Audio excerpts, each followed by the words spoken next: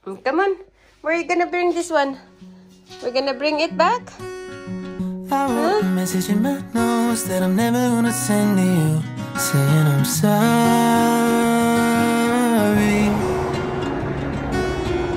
I guess you never really know what somebody's gonna do when they get lonely. You found somebody better than me to take care of your insecurities. You did it all while leaving me in the dark. I try so hard to be what you need. If you're into the finer things, well, maybe we should let this fall apart. 'Cause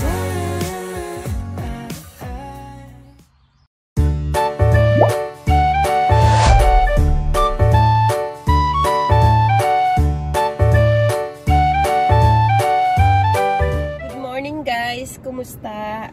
Kayo ba ay magandang yung mga gising? Kumusta yung mga tulog kagabi? Ako ay nandito na sa golf course.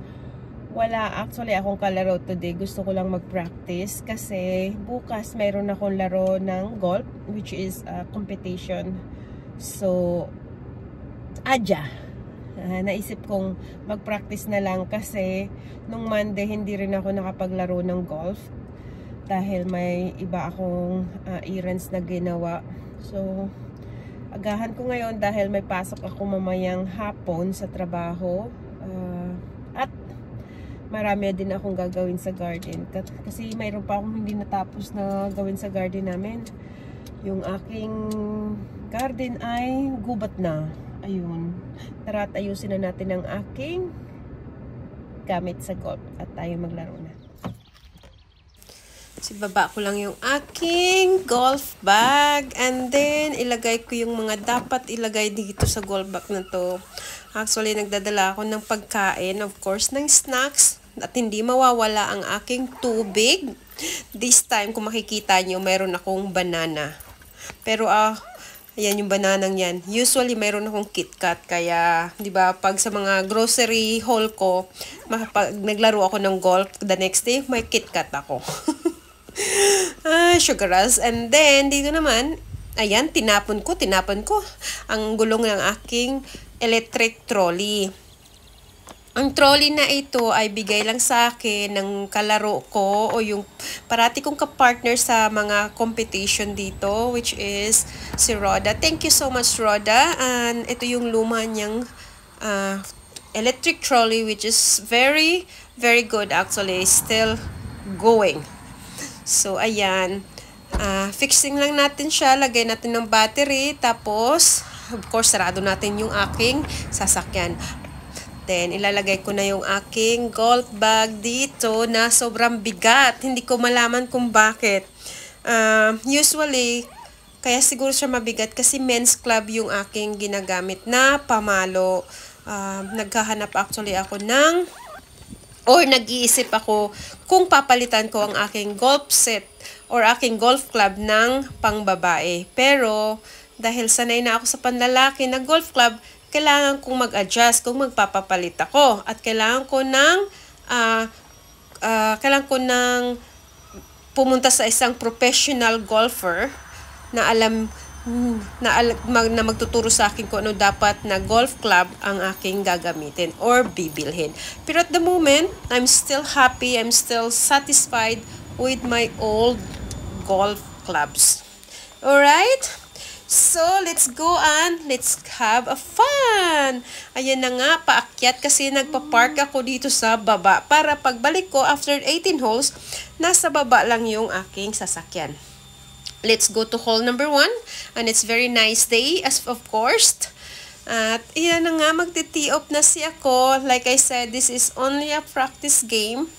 And I can hit as many ball as I can. As long as mas satisfied ako sa aking pagpalo. But I think I only hit one ball here actually. So, let's do this. This is par 4. And I'm using my ping driver. So, I did not hole out the whole video. And this is hole number 4 as well. But this time, hole number 4, it's par 3.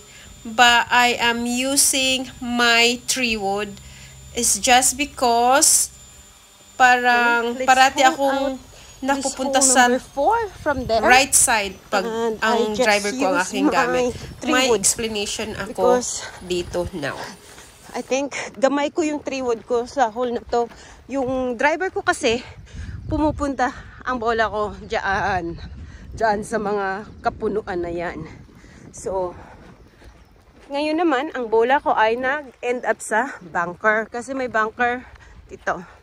So let's try to go for it. So bola ko ay nag-end up nga siya sa bunker. So ang green ay yan. Ilang yards papuntang 64 green? Yards to the to the green.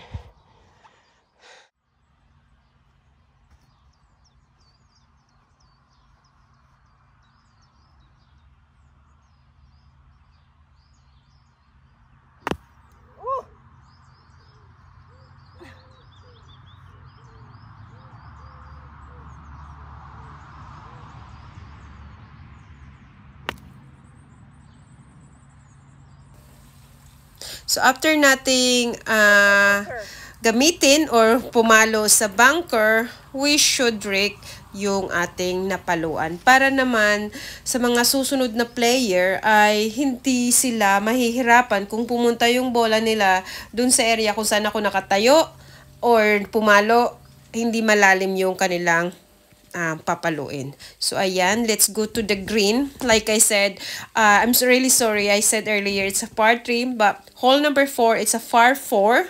And I had already 3 shots already. So let's go because I think, like I said earlier, I was over the green. So we'll see where I am, where my ball end up. Let's put it into the green. Or else, I'm gonna be double bogey here. Oh, I'm still aiming for par. Okay? So, this is my ball. Oh, it's outside the green. Oh, sige. I'm just, actually around the green, I'm just using my pitch and roll. But this time, I think I was using 56 degrees. So, ayan. That's putting bogey na. And no, end up very short na lang talaga para mapunta siya sa butas. So I was double bogey there. So this is hole number 5. It's par 5, an uphill. So kailangan mong nasa middle of the green because it's a dog leg left siya. So ayaw mo namang mapunta sa right because it's out of bounds siya. I think I had a good hit in here. We'll see what I said in this video. Video in hole number 5 after my drive. So we'll go to hole number 12. Hole number 12 is par 4. It's downhill and then uphill again for the green. I like this hole sometimes, but most of the time I'm just like, So like I said, it's downhill. So if you can see, it's a long par 4. Let's hold out so, this yeah. hole number 12. So nandito na ako sa baba. This is my second shot ngayon. Okay?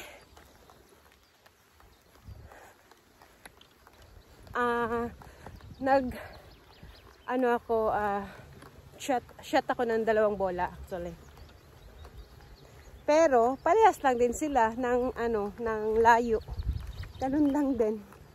So we'll see for our second shot kung saan mapupunta.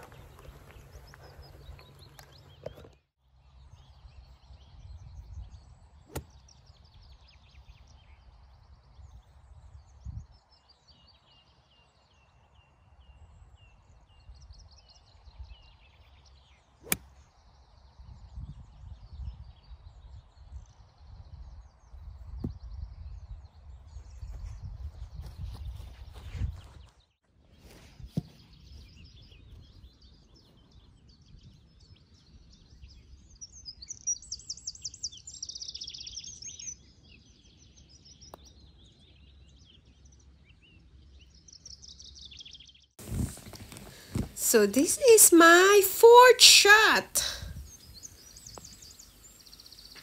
Yes. So yes, this is a par 4 and I make it par. So I'm quite happy, and I did not did a video after this hole. So this is my breakfast, because I did not eat breakfast before I went for my golf. I have a Weetabix and strawberries, and I think I put some raspberries actually in there. And milk, of course, and then, yeah, let's enjoy breakfast. I am back at the golf course this time with my dog. So, let's go for a walk. Right there. Hindi pa nga nakakalayo. Wala na. Hingal na ang aking alaga. Ay, ay, ay. Fine, Colin, come on.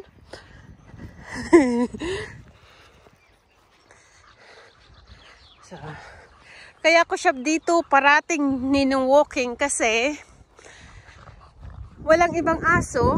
Actually, may aso kanina, pero alam mo yon, kaya ko si Dibang pakawalan at kaya niyang ganyan. So, may freedom siya to run and walk around the golf course. They are playing tomorrow as well sa competition. So, nagpa-practice kami.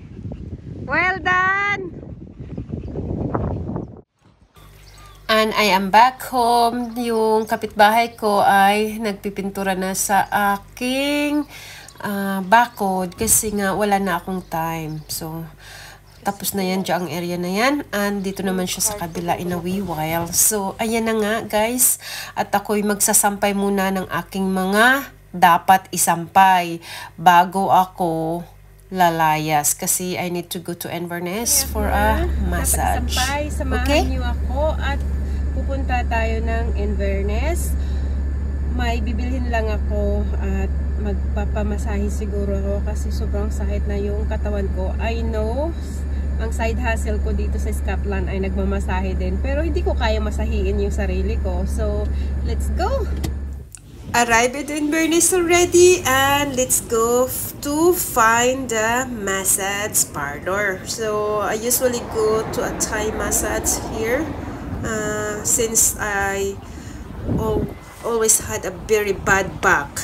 So alam mo yun. So let's try this massage. So, like I said, I always go in this massage salon. So here I am. I'm going inside na at yeah, we'll see.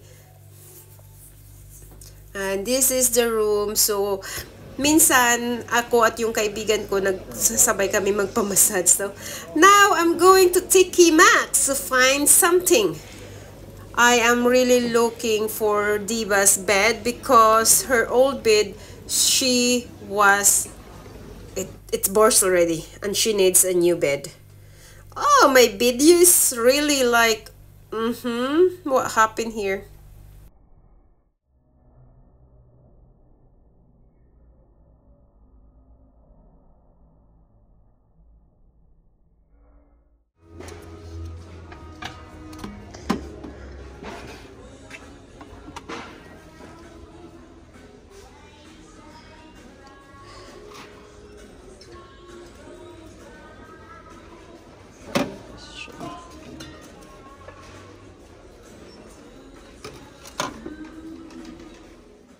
And I am almost home, guys. So, actually, sumama ang panahon. Usually, pag dito, itong banda dito, itong road na to, sobrang ganda ng view.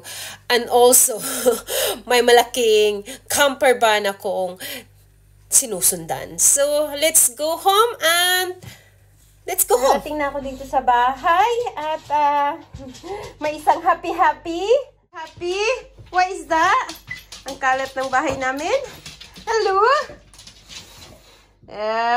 It's her new bed. It's her new bed. Happy? Where's your new bed? Huh? Come on. Where are you gonna bring this one? We're gonna bring it back? Huh? Where are we gonna bring? Oh, wait. Here? And then wait. On you go. Stay in your new bed. Sit down. Sit. Ay! No! Sit down. Good girl. Tiki Max, yun nga, binili natin yung bag ni Diba. May binili din akong 2 pang bagay. So, bumili ako nito, thermos, para sa kape ko tuwing umaga. Alam niyo na, mahilig ako magkape papuntang trabaho. Kasi yung luma ko,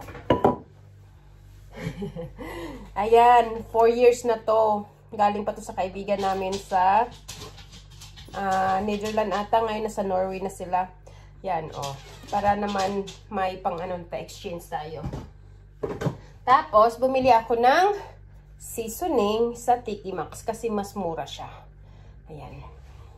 Dumaan din ako sa Home Bargain kasi nagpamasahe, di ba ako?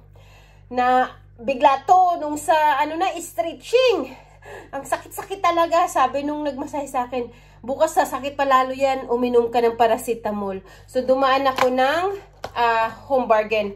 Bumili ako ng ibuprofen. Diretso na to. Tapos, yung hay fever ko. At saka yung panlinis ko ng salamin. At bumili ako ng Mentos.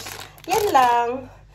So, meron lang akong 1 hour and a half kasi may pasok ako ng 4 o'clock sa trabaho. Help lang din to katulad nung ginawa ko nung Friday. 3 hours lang din naman. So, kakain muna ako at magpapahinga and then let's go at work. Okay? See ya! It's off to work. It's 35 past 3 na. May 25 minutes na lang ako. Alright, let's go guys! Samahan niyo ako. Bye! Let's go! 7 PM nung matapos ako sa trabaho at nandito na ako ngayon sa bahay at tayo mag-gardening. And thank you very much guys for always watching my videos. And hanggang sa muli, marami pong salamat. Ingat po kayo. Bye-bye!